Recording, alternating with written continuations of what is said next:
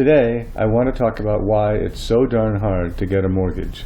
It's not really as painful as this iconic image from the movie Marathon Man, but it is most assuredly more difficult than it has ever been before. What you'll get from watching this slideshow is an understanding of why things happen the way they do, and what you can do to make it easier to get to the finish line. Let's jump in. The first thing you need to know is where the money for mortgages comes from. Very little of it actually stays with the lender who originates the mortgage these days. Instead, they lend the money and then send the loan to Wall Street with a guarantee provided by one of these 5 agencies, all of which are owned or controlled by the U.S. government. Wall Street gives the lender their money back along with a profit, and the lender now has that money to lend all over again. So why are there 5 different organizations providing guarantees? There's a lot of history underlying the existence of these different agencies, most of which comes from the Great Depression, but here's a high-level view of their roles in today's market. Fannie Mae and Freddie Mac provide the plain vanilla mortgage solution to well-qualified borrowers with at least 5% to put down, higher credit scores, and lower debt-to-income ratios. FHA exists to provide financing to the scratch-and-dent crowd. These are folks who have lower credit scores, perhaps a recent bankruptcy, foreclosure, or short sale, and higher debt-to-income ratios. USDA provides 100% financing to low to moderate income borrowers in quote-unquote rural areas.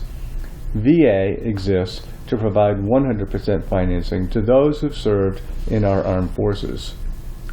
In order to create some semblance of order out of chaos, each of these loan guarantors has their own rulebook. For example, FHA's rulebook runs 413 pages, and that's just for the part that deals with underwriting the borrowers. There's another similarly sized rulebook that deals with acceptable properties and appraisals. Each of these rulebooks forms the basis of a very complex checklist that ranges from the obvious to the obscure. The checklist starts with the core ingredients inherent in every mortgage: pay stubs to show how much a borrower earns, tax returns to reveal any self-employment, unreimbursed business expenses, rental properties, and other similar items, asset statements to show that the borrowers have the funds needed for down payment, closing costs, and required reserves. From there, the job of a loan originator and then the underwriter is to tug on the loose threads to see if we need any additional information.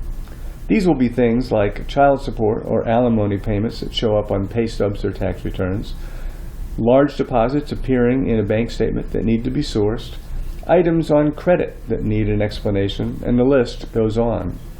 And the mission is to have the supporting documentation in the file that makes the loan compliant with the rulebook for that particular agency. On top of this, many lenders impose their own criteria, which we call overlays, that further limit who they will lend money to. For example, while FHA will guarantee a loan for a borrower with a 580 credit score, many lenders refuse to go under 640 because the default risk is so much higher. I tell my police officer clients that I have the same job that they do, and they all tilt their head the way my dog does when she doesn't understand what I'm saying to her. And then I say, I don't make the rules, I just enforce them. And they nod their heads and smile because they know it's true.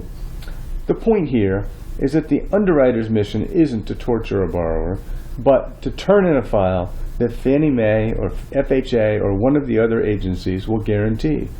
Because what happens if it's missing some required documentation is that the lender has to repurchase that loan and either attempt to fix the errors or they need to keep it on their books, something that they can do a couple of times, but then they have a problem with the regulators. So underwriters have learned to ask for everything they can think of to ensure that it's not their files that end up being rejected down the road. And thus was born the negative incentive system that we have today. Underwriters know that they are asking for really stupid stuff, but it's these incentive systems that prevent them from applying any common sense. I've had numerous conversations with underwriters over the years who lament that they're pressured to make sure that their files cover every possible contingency just in case. This headline in the real estate section of the Hartford Courant tells it all. Underwriters really are asking for stupid stuff. Take this one where they asked someone who made $10,000 a month to explain a $6 deposit. Or this one where they wanted a letter from a grocery store where the borrower had written a check stating that the borrower didn't have a loan with the store. Or this more colorful example where they wanted letters from a prostitute's clientele verifying that she did in fact provide her services. Ever the optimist, I always look for a bright side to this story, and it's readily apparent. The people who do get mortgages today don't default, or they only do so as a result of the 3 Ds: divorce, death, or with apologies to all those who love the English language, disemployment. In 2009, the fixed-rate prime mortgage default rate neared 7%. Today, it's hovering around 1% and is heading lower yet. Bankers and bondholders love this trend, but there are many who say that too many people are being frozen out of the system as a result of overly tight credit standards. In fact, I read recently that the home ownership rate has fallen from just over 69% to just over 64% in the past decade, a measure for sure of changing standards. Here's my why use a broker rather than a bank point of view. Those of us in the broker channel have access to a variety of lenders and a full spectrum of nearly every mortgage product offered. And the lenders we work with, by and large, take a more liberal, outcome-focused view of this checklist-driven system we live in. Banks, on the other hand, have only one set of products that they can sell, and if your puzzle pieces don't fit, they can't help you. And when they can't help you, you most often don't find out until you are too far along in the process. That frequently results in a lost transaction and always results in a crushing disappointment. Here's an important thing to know about brokers as well. We are no more expensive and offer rates that are competitive with the ones that are offered by banks. You'll hear some bankers saying that we charge a lot more than they do, and they'll point to the origination charge on the good faith estimate, where you'll see what the lender is paying us, the broker. What they're not telling you is that they too earn a fee, but they're not required to disclose it to you. It's the bottom line that counts, so when you look at the numbers, you'll see that our rates and our fees are very, very competitive. And at the end of the day, your mission and our goal is to close on a mortgage with as few challenges along the way as possible. And we in the broker channel have lots more ways to get the job done than banks do. Let's talk about the things that you can do to help yourself and to help ensure the smoothest possible loan approval process. This is a short list of the do's and don'ts that I've developed that reflect the biggest opportunities to ensure that your loan closes with the fewest challenges. Do, keep working at your current employer. Do, pay all of your bills, including your mortgage, on time. Do, call your loan officer before making any big financial decisions or if something comes up. Don't apply for any new credit. That means cars, credit cards, student loans, or anything else that might show up on credit, because then we'll have to document it. Don't close any accounts, even if you aren't using them presently. That will impact your credit score, and depending upon the loan program, it may impact your ability to qualify. Don't pay any collection accounts or charge-offs without first speaking to your loan officer.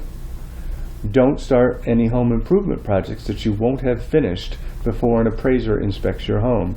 Don't change the way you get paid by your employer.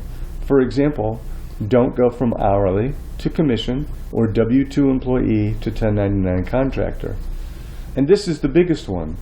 Don't make any large deposits into your bank account in the 60-day period prior to making application. And never, ever deposit cash, because cash will never be allowed. If you absolutely, positively need to make a large deposit, make sure to keep a copy of the deposited items and be prepared to explain where the funds came from. There are so many rules surrounding allowable funds that it is absolutely imperative that you involve your loan officer in the process before you bring money into your accounts. There is absolutely no substitute for planning and developing an action plan beforehand. Let's wrap it up with a couple of final comments. Accept in advance that the process is iterative. That is to say, that we ask for documentation at the outset, review it, and that review oftentimes means asking for more documentation. I certainly try to anticipate issues as much as possible, but it is an imperfect process. Don't keep secrets. If there's something you think that your loan officer needs to know, share it. Insist on getting answers to your questions. There's no such thing as too many questions, and your loan officer should welcome each and every one. I know I do. Temper your frustration with the knowledge that you're going to realize your dream of owning a home. I hope that this presentation has shed some light on why it's so darn hard to get a mortgage and provided some useful guidance on how to make it easier to get through the process. If you need help or want to share some comments on this show, here's how to get me. My name is Kit Crown. My email is kit@righttrackfg.com. My phone is 860-989-3287, and the company website is www.righttrackfg.com. My thanks.